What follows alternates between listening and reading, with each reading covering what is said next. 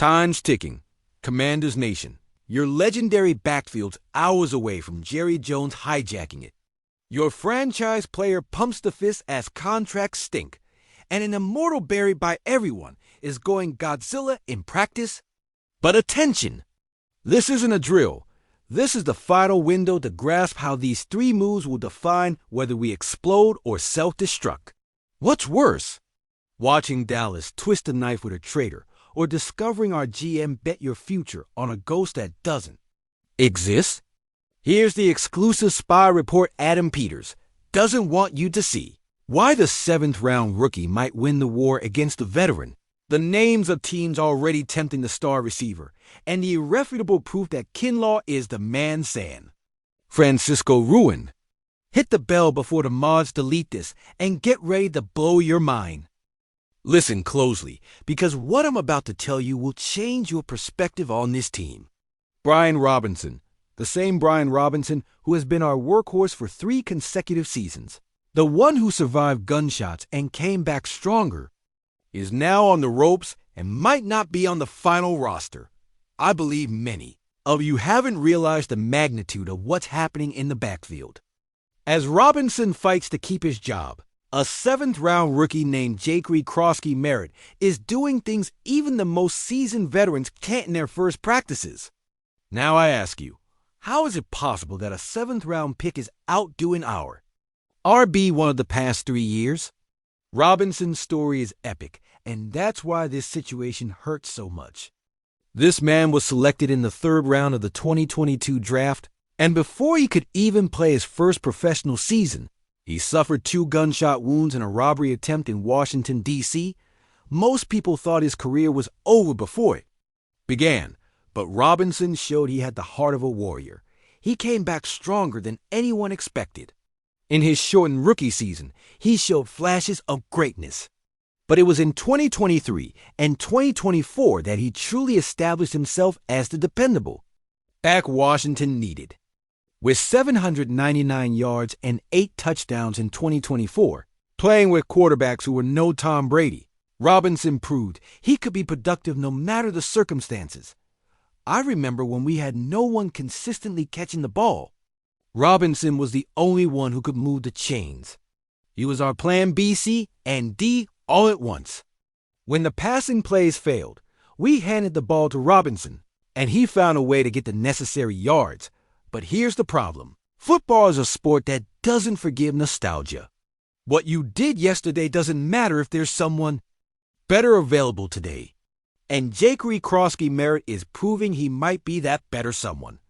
Ben Standig, who knows this organization better than his own home, is predicting that Robinson won't make the final team.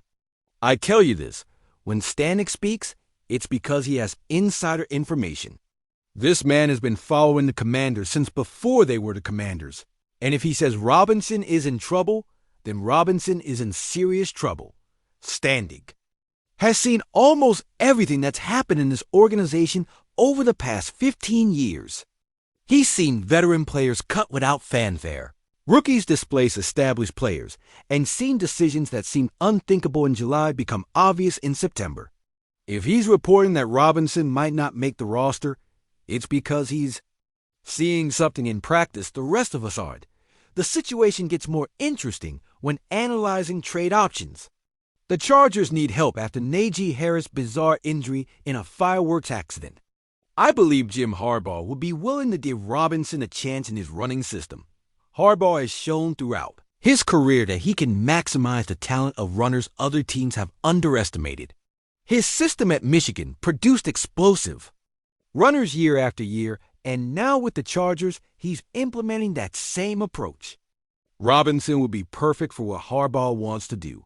A physical runner who can handle the load between the tackles and doesn't shy away in short yardage situations. But here's what worries me. The Cowboys are desperate for a reliable runner. Now I ask you, would you be willing to see Robinson in a Dallas uniform? Because Jerry Jones is so desperate, he will pay anything for a runner who can carry the ball more than 10 times per game without getting injured. The situation in Dallas is pathetic. Javonte Williams is no longer the explosive runner he was in Denver. Miles Sanders has been a massive disappointment since arriving as a free agent. And Jaden Blue is a fifth-round rookie who no one expects to contribute significantly in his first year. Dallas needs a runner who can handle 15 to 20 carries per game, and Robinson fits that profile perfectly. The irony will be brutal to see Robinson running against us twice a year. I believe it would be the kind of move that would haunt us for years, especially if Robinson succeeds in Dallas while we're relying on a seventh-round rookie.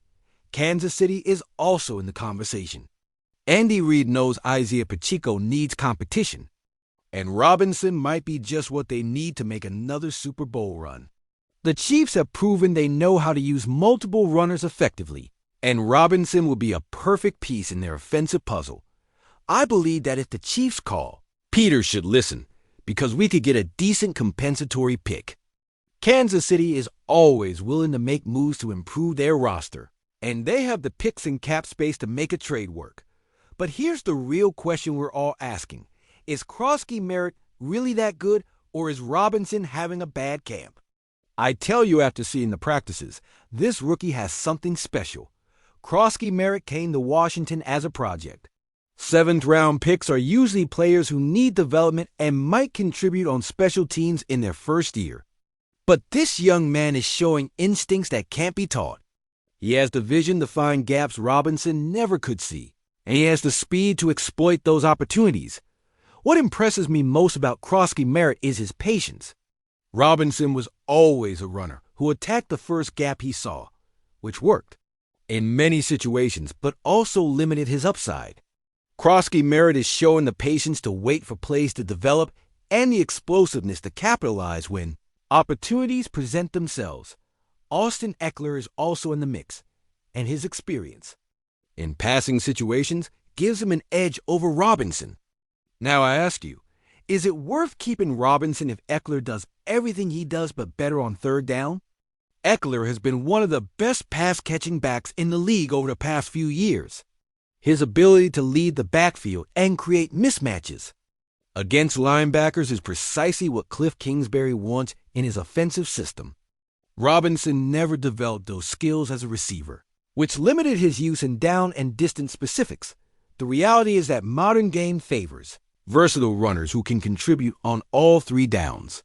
Robinson is excellent on first and second down, but on third down, teams prefer to have a back who can be a legitimate threat as a receiver.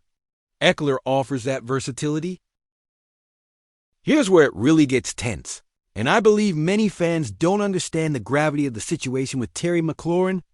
Our WR1, the man who's been the face of this franchise in the darkest years, is officially off the PUP list, but that doesn't mean everything's peachy in paradise. Dan Quinn is trying to separate his activation from contract negotiations, but I tell you, that's pure politics. When a player the caliber of McLaurin isn't practicing, and there's a considerable gap in negotiations, we're talking about a disguise hold-in. Terry McLaurin's story with the Commanders is one of loyalty and excellence amid chaos. Since he arrived as a third-round pick in 2019, McLaurin has been the only constant in an offense that has seen more quarterbacks than some teams see in a decade. He's played with Dwayne Haskins, Kyle Allen, Alex Smith, Ryan Fitzpatrick, Taylor Heinicke, Carson Wentz, and Sam Howell. And with each of them, he's found a way to be productive. Now I ask you, how is it possible that after years of being the only reliable receiver in this organization, Terry is still fighting for the financial respect he deserves? This man has been our savior during the darkest seasons of the franchise. During the Haskins years, McLaurin was often the only bright spot in a dysfunctional offense. When Alex Smith suffered that horrific injury, McLaurin became the security blanket for quarterbacks struggling to stay afloat. In the Heinicke era, McLaurin raised the game of a quarterback who technically didn't have the arm to compete at the NFL level. Jeremy Fowler from ESPN reports that McLaurin is dug into his position and remains frustrated. I believe he has every right to be frustrated. As we see receivers like Devontae Adams, Tyreek Hill, and Cooper Kupp securing massive contracts, Terry is being treated as if he were a replaceable commodity. The situation is even more frustrating when you consider McLaurin has been more productive than many receivers who have secured larger contracts. His consistency is legendary. No matter if he's facing Jalen Ramsey, Stephon Gilmore, or any other elite corner, McLaurin finds a way to make plays. The stats speak for themselves. In his 6 seasons with Washington, McLaurin has surpassed 1,000 receiving yards 3 times, and that's working with some of the league's worst quarterbacks. I tell you, if McLaurin had had an elite quarterback his entire career, we'd be talking about him in the same conversation as DeAndre Hopkins. And Julio Jones' doctor situation with Cliff Kingsbury asking for McLaurin to return to the field is interesting. Kingsbury knows his system depends on having his number 1 receiver available to build that chemistry with Jaden Daniels. Time on task together on the grass is really the only way you can continue to build, said Kingsbury, and he's absolutely right. Kingsbury has worked with elite receivers throughout his career. At Texas Tech, he developed multiple receivers who made it to the NFL. In Arizona, he maximized DeAndre Hopkins' talent and helped develop other young receivers. He understands the importance of having continuity between quarterback and receiver, especially when you're working with a rookie quarterback. But here's what worries me. McLaurin has already requested a trade in the past, and although the Commanders believe they can close a deal before the season, I tell you Terry won't wait forever. At 29, he knows this could be his last chance to secure the contract of his life. Receivers generally peak between 26 and 30. McLaurin is right in that window, and every day without a new contract is one less day in his prime that he can capitalize on financially. He's seen younger receivers secure massive contracts and knows his window is closing. Now I ask you, what message are we sending to Jaden Daniels if his number 1 receiver is in contract limbo during his rookie season? A rookie quarterback needs stability, and Terry represented that stability. Daniels came to Washington knowing he would have McLaurin as his primary target. During the pre-draft process, he likely envisioned the connections he could make with Terry. Now, instead of focusing on developing that chemistry, he has to deal with the uncertainty of not knowing if his number 1 receiver will be available. The fact that there's interest from other teams should alarm every Commanders fan. I believe teams like the Jets, Ravens, Chiefs, or even the 49ers will be willing to offer what Terry is asking without hesitation. The Jets desperately need a reliable receiver for Aaron Rodgers. Baltimore has been searching for a legitimate WR1 for years. Kansas City lost Tyreek Hill and never adequately replaced him. San Francisco is always looking for ways to improve their offense. Any of these teams would see McLaurin as the type of addition that could take them to the next level. The irony of this entire situation is that we finally have a quarterback who can maximize Terry's talent, but we're risking losing him over money. Differences. McLaurin has been working with coaches and medical staff out of media sight, indicating that physically he's ready, but mentally he's elsewhere. The timing couldn't be worse. Just when the Commanders finally have all the pieces to be competitive, a rookie quarterback with franchise potential, an innovative offensive coordinator, and a respected head coach, we're risking losing the most important piece of the offensive puzzle by not wanting to pay market value. And now we arrive at the news that's completely changing the narrative about Adam Peters as general manager. When Peters signed Javon Kinlaw for 3 years and $45 million with $30 million guaranteed, I remember all the analysts crucified him. They said it was an overpay, that Kinlaw had never proven to be a first-round player. But I tell you, Peters saw something we all miss. After releasing Jonathan Allen, we needed to find not just a replacement, but an upgrade. Allen had a massive salary for his production, and it was clear he needed a change of scenery for both him and the organization. The decision to release Jonathan Allen was controversial from the start. Allen had been the heart of our defensive line for years, and many fans couldn't understand why we were letting go of a player who had been so consistent. But the reality is that Allen was charging superstar money while producing as a solid starter. Nothing more. Now I ask you, how many times have we seen this organization make moves that seem questionable at first but end up being brilliant?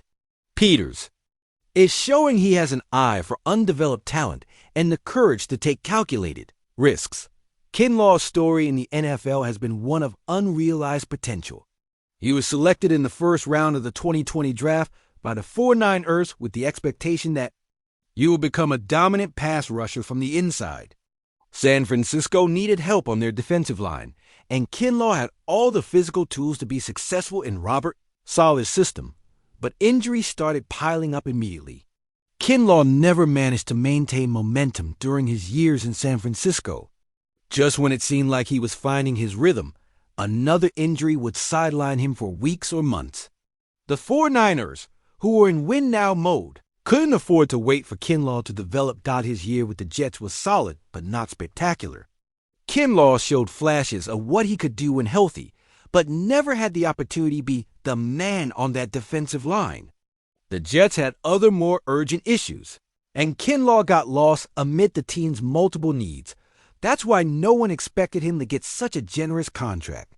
Most analysts thought Kinlaw would get a prove-it deal, a one-year contract with incentives, to prove he could stay healthy and productive.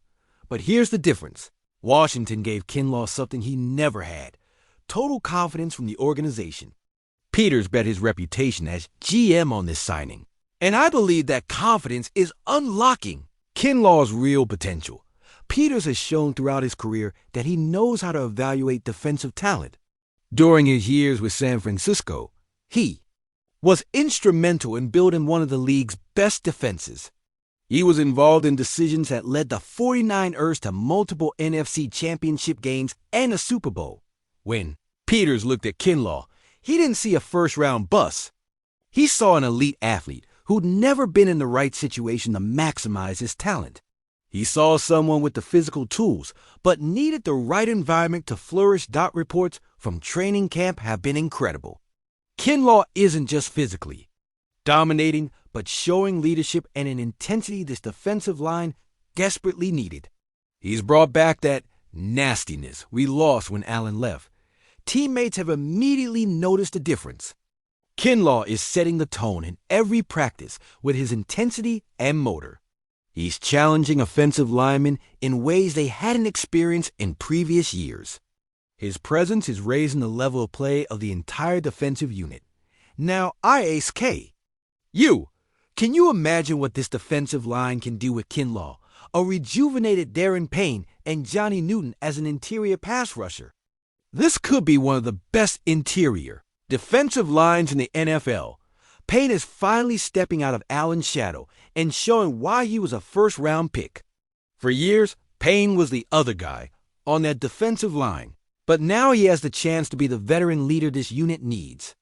His partnership with Kinlaw is creating problems offensive coordinators will have nightmares trying to solve. Johnny Newton adds another dimension as a specialized pass rusher. His ability to collapse the pocket from the inside perfectly complements what Kinlaw and Payne bring. Quarterbacks will have to deal with pressure from multiple angles, making our edge rushers more effective as well. What really excites me about Kinlaw is his versatility. Peters didn't just hire him as a defensive tackle, but has plans to use him as a defensive and in 4-3 formations when necessary. That versatility is worth every penny of those $30 million guaranteed. Dan Quinn has shown throughout his career. He knows how to use versatile defensive linemen. In Dallas, he maximized the potential of players other teams underestimated. His ability to create packages and formations that confuse offenses will be perfect to capitalize on Kinlaw's unique skills. I believe what's most impressive about Kinlaw is how he's responding to criticism.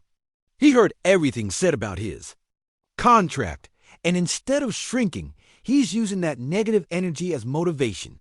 That mentality is exactly what Quinn needs in his defense. The comparison with Jonathan Allen is inevitable. But I tell you, Kinlaw could end up being a significant upgrade. Allen was solid and reliable, but also predictable. Offensive coordinators knew exactly what to expect from him. Kinlaw is bringing an athletic dimension and versatility Allen never had. Allen was the type of player who give you 8 sacks, 50 tackles, and solid run play every season. He was consistent, but not the player who take over games.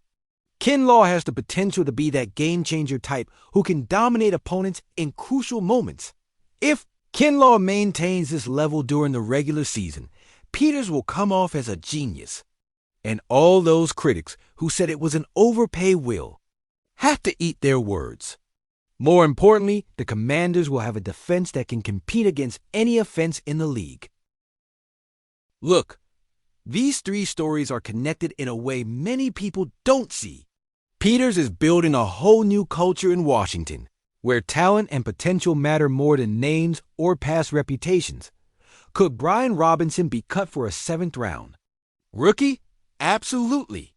Could Terry McLaurin be playing in another uniform if he doesn't resolve his contract situation? It's a real possibility. Could Javon Kinlaw be the piece that transforms our defense? It's already happening. Now I ask you, are you ready for a season where nothing is guaranteed and everything can change from one day to the next? Because that's exactly what's ahead. If you believe Robinson deserves to keep his job, let me know in the comments. If you think McLaurin should get his money without more drama, write "Pay Terry" below. And if you're excited to see what Kinlaw can do this season, like this video, this Commanders community is becoming something special, and I want each one of you to be part of this family. Subscribe if you haven't, because the next few weeks will be filled with explosive news you won't want to miss. And remember, hail to the Redskins.